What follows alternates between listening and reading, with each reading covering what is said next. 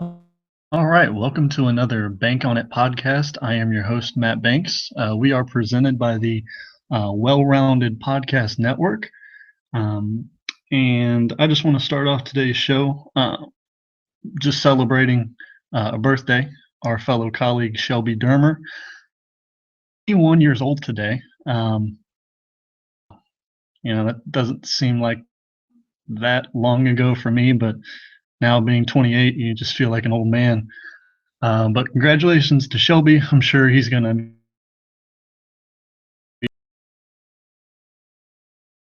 probably open up a couple Diet Pepsis and just relax. Maybe you know take a bath, do something like that. It's probably what he'll do. Also, on a more serious note, today is Martin Luther King Jr. Day, um, and I just recommend that everybody just take some time, whether you're black, purple, white, yellow, um, just just really take in, maybe look at the history. If you don't know that much about him, you should really without him, I probably wouldn't be married today to my beautiful wife. Without his sacrifice and his bravery, and ultimately his life. So really, just if you get the chance throughout your busy day, take some time to check him out, teach yourself some things that you may not have. All right, to jump into today's podcast, we're going to talk about the state of the Kentucky Wildcats. And after a bad loss to Auburn over the week at Auburn, we got a lot of questions about this year's squad. Talented as all, but there's a lot of inconsistency. Bigs, the guards, everybody really. I think the only person that you can look at whose fault it isn't is Tyler Eulis. Tyler Eulis is playing at a level, and you have a lot of guys, a lot of broadcasters talking about, he second or third best point guard. I think they have Chris Dunn from Providence ahead of him, who is an incredible talent. But I know I'm watching Eulis pound for pound, him being 5'9", the things that he does, the control he has over the game, the tempo that he sets, the scoring ability, dribbling, anything you want to talk about. This guy is probably pound for pound the best point guard in the country. So it's definitely not his fault. But what I see is just the inconsistency of players that are new to the program and players that have been here for a couple years or even 4 years. And we can start by taking a look at Alex Poythress. Alex Poythress, this is the story of his career, is inconsistency. And he'll come out and light you up and dunk all over you, score 25 points and have 8 or 9 rebounds, and then the next couple nights it's 6 points, 2 rebounds. And once you get to be a senior, there's no more excuses. I think everybody out there that's a part of Big Blue Nation loves Alex from what he's contributed to the program. He's a 4-year guy. You don't get that a lot at Kentucky, but it's just sad because everything that he's went through with the knee, you felt for him. After tearing his ACL last year, you thought he could have been the difference maker on that very talented team. Point. Alex is a great piece. Good team. Right now, this is just to do what seems like more than what he's capable of doing. And I know if he's able to log, 28, 30 minutes a game, I think he's more. And it's just, you'd like to think that this guy is just going to take it upon himself and do the things that he needs to do, put the team on his back. But that seems like it's all Eulis all the time, and nobody else is really stepping up. And it's great to have those seniors on your team if they're leaders. If they're not leaders, they're just a guy. They're a guy that's been there, and maybe that's the reason why he's been around for 4 years. Yes, the injuries, but the NBA guys are probably looking at him thinking, okay, he can dunk, he's an explosive athlete, but what else can you do? Because if you're not going to show up a couple nights here and there, why do we need you on the team? Why would we take you really high in the draft, spend a lot of time, money, investments on you if you're not going to be there half the time? So that's a messy situation. I don't want to. I guess I just did call Alex out, but I'm not attacking him as a person.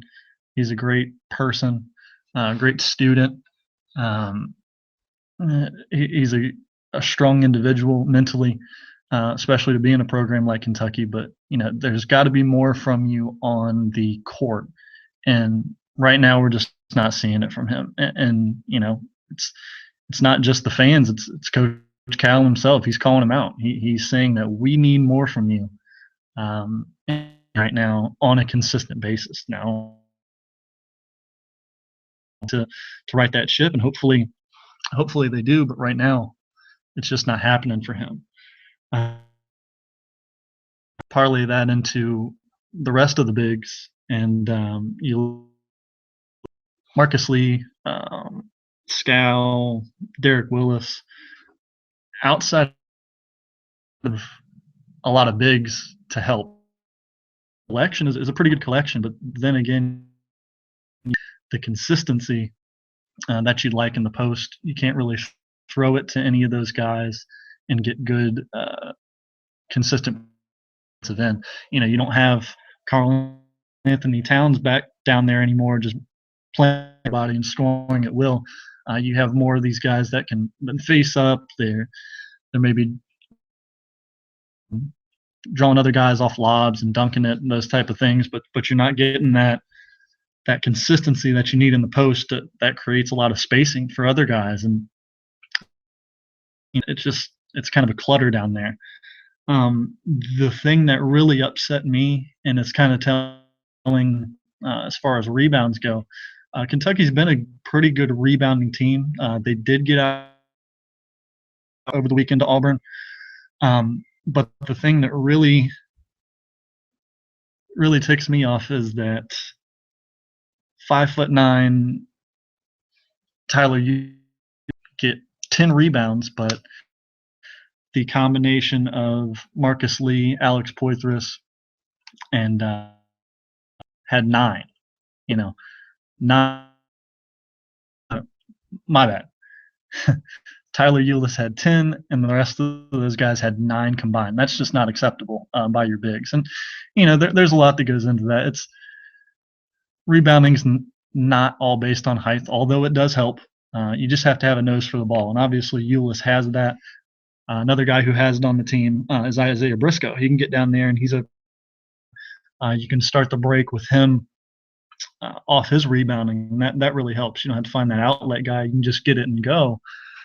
But you got to have those guys having the want to do it, and that's what you don't see. It's not that they're capable of not rebounding. It's just I'll go. Maybe I'll come down with it. Nobody's going up with two hands and owning the ball. I did see Derek Willis step up after being called out by Coach Cal, and he had a double, had 12 and 12, and that's really needed, and that's what you want to see. If a guy gets called out, you don't want him to sit and mope, cry about it. All right, I don't want my coach talking to me and throwing my name out in public. And you want the to the plate and answer the bell, and that's what he's done.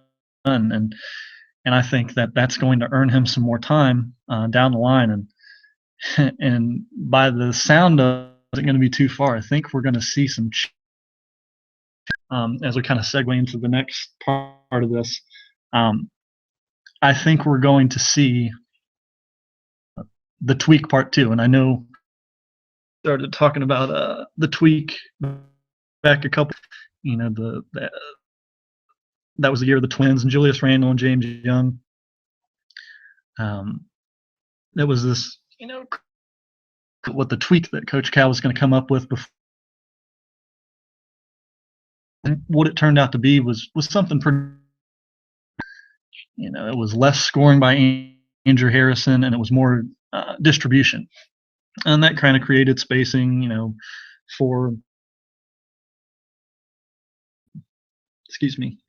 guys like Julius Randle and James Young to operate, get to the basket or shoot, and then Aaron Harrison obviously knocking down some incredible shots, but that's all it is, and Big Blue Nation kind of ran with that and tweeting out tweak left and right whenever they could. But I think this is the tweak part two, and by tweak what I mean is what's going to happen is Coach Cal's going to tweak the starters, and in my opinion, what I think he's going to do is just kind of balance things out. You're going to have guys that are kind of on the cusp of starting, not necessarily that they've completely earned it with the names that I'm going to mention, but I think it's just things to kind of stir up what's going on with the starters right now. And I think what he's going to do is he's going to take Alex Poitras out of the starting lineup, put him on the. That's the role that Alex has been used to. I don't think he has to be one of those guys that needs to start. You feel for the game, kind of get the tempo. Going to be replaced with is for everything that Derek does not give you on the defense. He could step in, going out on shooters if they're playing small. Sometimes he doesn't always get a hand up, or maybe just doesn't get there in time and create some open shots.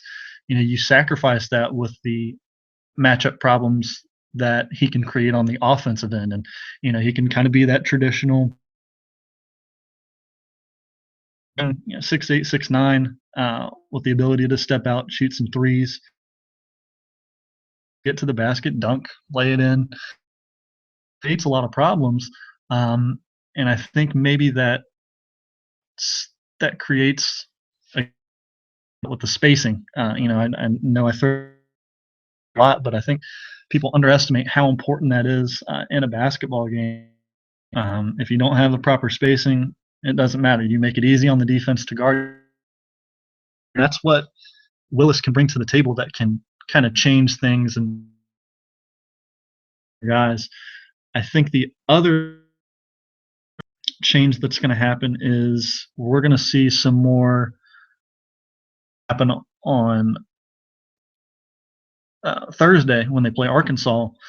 I see Michael Mulder in the starting lineup, and that's not anything that he's done incredibly well, but you see Coach Cal talking about him. He's doing the right things. He's doing what Coach Cal asks in the time that he gets in there. We'll probably see some Charles Matthews also. I think what we're going to do is swap out Isaiah Briscoe. Not that he's done any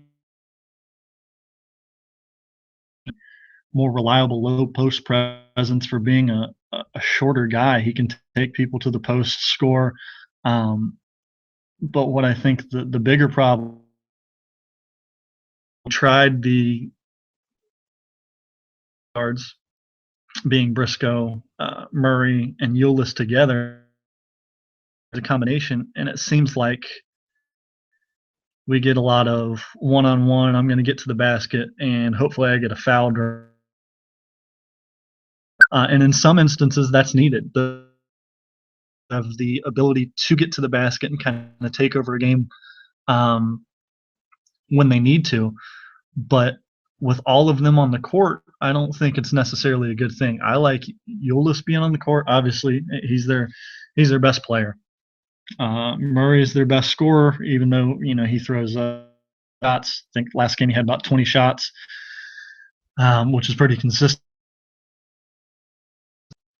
You can't limit him as much just because he can go off at any moment. You don't want to take that can get to the basket and shoot it off the floor and reduce his minutes unless he's in foul trouble. Those type of things. Viewless, you leave Murray. Then you put Mulder in there with Willis, and I would put Marcus Lee in there. And I know Marcus Lee's been in the doghouse also. He's been doing a terrible job guarding people. Kind of looks like he's always going for the shot blocks, which is great. But he's been in some foul trouble, and he just can't seem to stay on the floor. But I think with the spacing that is created with this lineup, it can create some more open looks for lobs for Lee, which we know, and it can provide some him to operate in, which I think he's the guy that can play with his back to the basket. He's proven that he has a couple moves down there, but I think he just needs more space to operate in. When you have those guys, cluttered down there, a big guy like him who may not be quite as comfortable with his moves, it's still relatively a new thing for him. I think they're less likely to pull off some of those moves and feel comfortable, kind of taking it down in the paint. So I think with and then throwing Mulder in there, he's some shots for you, but I don't think he's going to do as much to hurt you as a guy like uh, Briscoe might do, just trying to make a play. It's not bad by him, but you often see him kind of rip it, go steps out of bounds, or he gets an offensive foul, those type of things. I think Mulder's going to play within himself. May not see, 6 points, 4 points, those type of things from him. But he's just going to give you. He's going to make the smarter play, playing within himself with the other guys because he knows Ulyss, Murray can be the scorers, and then Willis on the other side can knock down some shots too. So the onus isn't quite on him to produce as much. So I think what that does is it kind of creates some balance on the bench also. You'll have a guy like Poitras coming off there, Briscoe coming off there, Scal. You obviously need to get him going. And that creates a little bit more instead of having your 3 or 4 guys in the starting line out trouble, and then you're deep into your bench and you don't have anywhere else to turn consistent production throughout the game. So I like that starting lineup going forward, and nobody's saying that this lineup has to churn out 32 minutes a game. It's something that you can easily put in the Arkansas game and say, listen, Mulder, Willis, here's what we're going to do. We're going to take you guys, put you in there, and it may last 3 minutes. It may last 8-10 minutes. But what it's going to do is send a message to those other guys that, hey, you got guys behind you that are ready to play when you don't feel like it. And that's the most disheartening part of all this is some guys just feel like, maybe I want to come out here tonight. I might score double digits, or, I might just take a night off. You saw Alex make a few plays in the game in Auburn. He made some dunks. He made some incredible blocks, but then he got hit in the face. He got hit in the eye, and that's obviously kind of ring your bell and everything like that. But he just seemed afterward that he was just kind of disinterested in the game, because he got injured, got hurt there. So who knows the extent of all that. I think a big part in this too is Dominique Hawkins, and he has a high ankle sprain right now. He did dress during the last game, but it'll be interesting to see what part that he can play with some leadership when he comes back. So it's kind of crazy right now. You got a lot of guys vying for the ability to play. it's crazy on social media. You see on Twitter especially, where you can just throw things out there instantaneously. And I was doing it over the weekend. It was uh, having a lot of guys talking about, this team's terrible, and we've been spoiled as being a part of the Cal regime. It's such lofty expectations for your team to get to the Final Four every year, and you just kind of take that for granted. And that's what people don't understand about Cal is, he doesn't just roll the ball out there and have these guys make, you know, themselves into stars. He coaches them, and that's the misconception that people outside of Kentucky will give you. Oh, he doesn't know how to coach.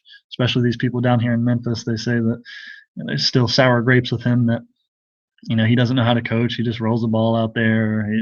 He's just a recruiter. He gets these 5-star guys, and then he just does. Just sits back. But if you watch him, if you listen to him, he's coaching these guys harder than probably anybody in the country. And the job that he has done, it kind of makes you sad. It makes you sad for a couple reasons. One is because it can't continue.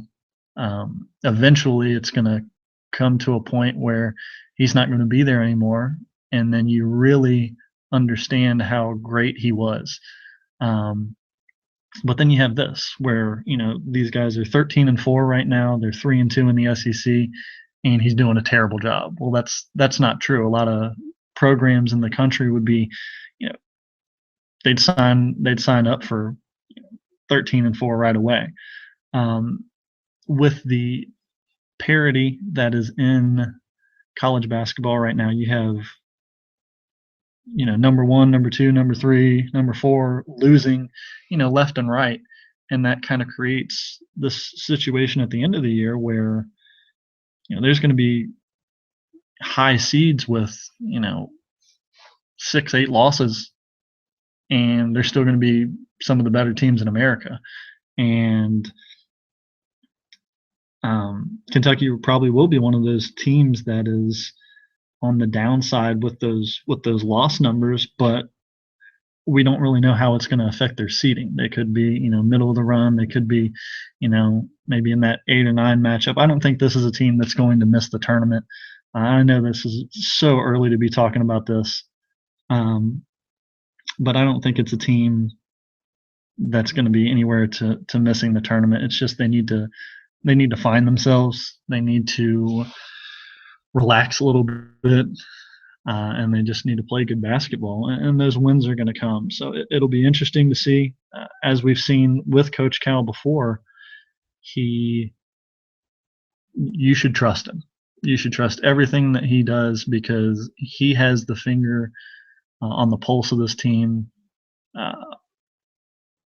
and he knows his guys. He's known his guys. He's known each and every person on each of these teams. He's had a good feel for them, and you should trust in anything that he does because it's ultimately going to be the right thing in the long run for him. So, back to people on social media talking about the Cats. Feel free to criticize this team. It's not like you're a bad person because you're attacking these guys, and I think that's what some people in Big Blue Nation are misunderstanding. When you criticize a player's ability to play on the court, it's not hurting the kid. It's not attacking them physically or personally. It's just your opinion, and that's what social media is. You can throw it out there, and I get hopped on a lot because they're like, oh, you shouldn't badmouth anybody in this program. Well, you know what? If somebody's not playing up to par with what the coach has clearly stated that he wants, then you're just kind of being a baby about it. Not everybody needs to be showered with cookies, rainbows, and hugs, even if they mess up. So, I don't think the sky is falling for this team. There's a lot of concern in Big Blue Nation with their lofty expectations. But some of that is warranted. Just the inconsistency. You don't know what you're going to get with this team, and we've seen this in the past. Again, citing the Twins and the Julius Randle team, that they didn't have things figured out. They were losing by 20 points to Florida. They were getting smoked by teams in the SEC, and then all of a sudden, Cal got them in there. Things started to click, and they ended up in the final game at the end of the year for the championship. So you never know what's going to happen. This team could be out in the first weekend. They could go to the Final Four again. It's just too early to tell. And this is what happens when you play the game of recruiting these young guys and having them stay for a year. I like the way that Coach Cal has recruited. He's going after the best athletes, the best players, and he's coaching them up. Sometimes they're going to respond really well. Other times they're not. But this is what you get. Sometimes you get a few years where you're in the Final Four. You might get one down year, but guess what? It's not going to be that way for very long. And that's what Kentucky fans need to keep in mind is, we may suffer a down year, and I know you're not going to be able to take it from those Duke fans, North Carolina fans, Louisville fans, when your team loses and gets out of the tournament, but they're not going to be down for that long in the grand scheme of things. So take a breath, pause, don't jump off the bridge. Those of you in Big Blue Nation, it's a long season, and let's just let it play out. That is my podcast for today. Thanks for joining me, talking about the state of the Kentucky Wildcats, and hopefully they are able to right the ship going to Arkansas on Thursday, and hopefully they can pull out another road win to kind of even things out and kind of stop the bleeding at this point. So this has been another Bank on It podcast. You can follow me on Twitter. My handle is MattBanks12. Feel free to tweet me what you liked, what you didn't like about this. And I love all your thoughts and opinions. I'd love to chat with you about anything that you want to talk about in relation to the Kentucky Wildcats. So thanks for joining me.